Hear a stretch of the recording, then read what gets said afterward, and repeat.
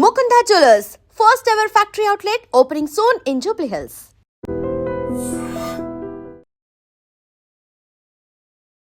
Hello yes welcome to iDream media. నా పక్కన ఫోటోలో కనిపిస్తుంది కదా, ఆమెను బాగా గమనించండి. ఆమె పేరు రేణుక. ఈ రేణుక స్టోరీ ఏంటో తెలిస్తే ప్రతి ఒక్కరు కూడా ఆశ్చర్యపోతారు. ఎందుకంటే ఒక గ్రామీణ యువతిగా ఉన్నటువంటి రేణుక లేడీ డాన్లా ఎలా మారిందో ఈ స్టోరీ చూసేయండి.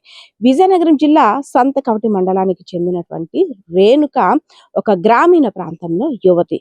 సో అప్పటికి ఆమె 15-16 సంవత్సరాల వయసు ఉన్నప్పుడు హత్య కూడా చేస్తుందంటే మీరు నమ్ముతారా? ఆ హత్య చేయడానికి కారణం ఏంటో కూడా చూసేయండి.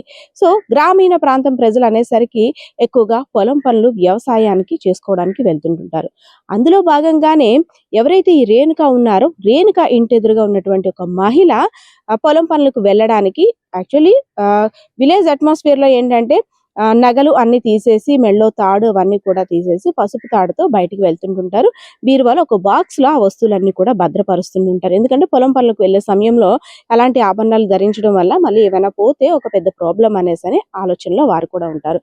సో అలాంటిది ఆ మహిళ బీరువాలో పెట్టిన వస్తువుల్ని రేణుక గమనించిన తర్వాత ఆ మహిళ ఎప్పుడైతే పొలం పనులకు వెళ్ళిపోయిందో, రేణుక వెంటనే ఇంట్లోకి వెళ్ళి ఆ వస్తువుల్ని దాచేసి ఏమీ తెలియని అమ్మాయికురాల్లా బయటకు వచ్చేసింది. సో ఆ బయటికి రావడాన్ని ఇంకో మహిళ చూసింది. ఎందుకు ఎవరు లేని సమయంలో ఇప్పుడు ఎందుకు వెళ్ళావు రేణుక అంటే, ఏమీ లేదు, పొయ్యి మీద ఏదో బియ్యం పెట్టానని చెప్పింది, అందుకే ఆపడానికి వెళ్ళానని.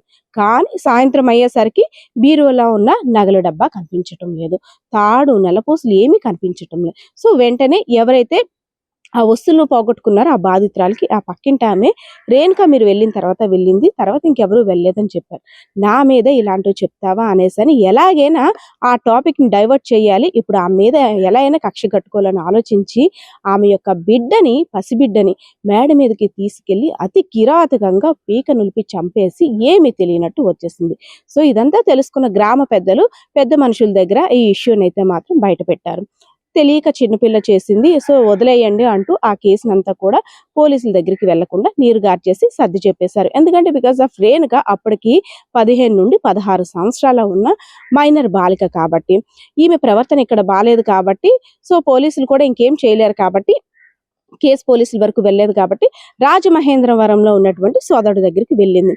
ఇంకా అక్కడి నుండి స్టార్ట్ చేసింది ఈమె ఆటంతా కూడా. అక్కడ కూడా ఏం చేసిందంటే తెలివిగా ఏజెన్సీ ఏరియాలో ఉన్నటువంటి గంజాయిని స్మగ్లింగ్ చేయడానికి ఆమె కుట్ర పన్నింది.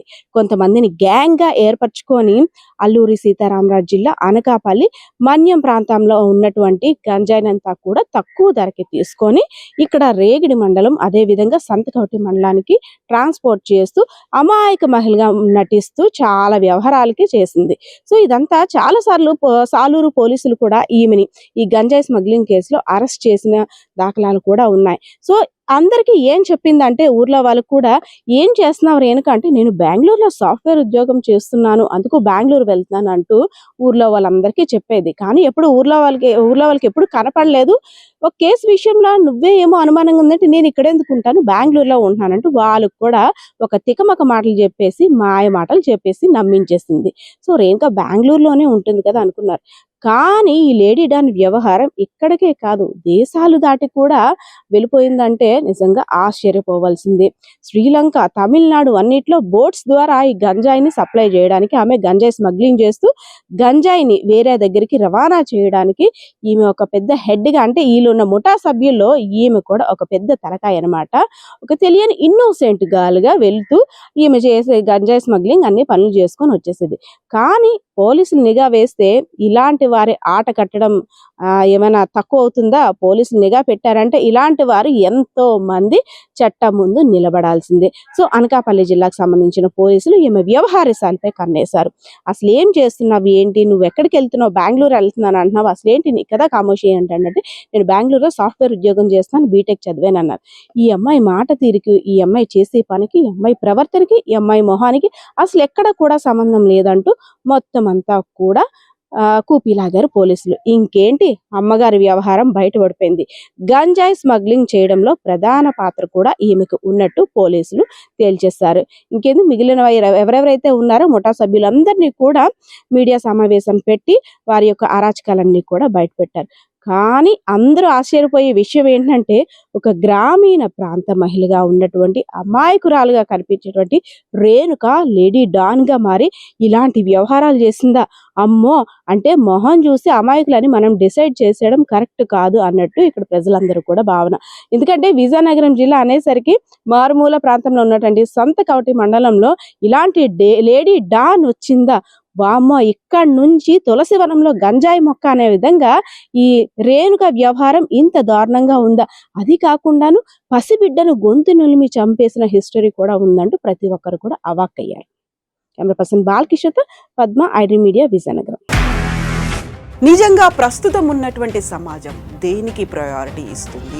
ఆర్థిక సంబంధాల చుట్టూ మాత్రమే తిరుగుతోంది. మళ్ళీ ఎన్నికలంగానే చాలా విరక్తి కలుగుతాను. మంచి అనిపిస్తుంది కదా, లేడీస్ కూడా ఛాలెంజింగ్ జాబ్స్ చేసినప్పుడు చాలా బాగుంటది. ట్రాఫిక్ అసిస్టెంట్స్ గా నియమించిన ట్రాన్స్జెండర్స్ అందరితో సాల్యూట్ చేయించుకుంటున్నారు. ఫుడ్ డెలివరీ ఇవ్వటానికి వెళ్ళినటువంటి డెలివరీ బాయ్ అనిల్ పై కళ్ళ ముందు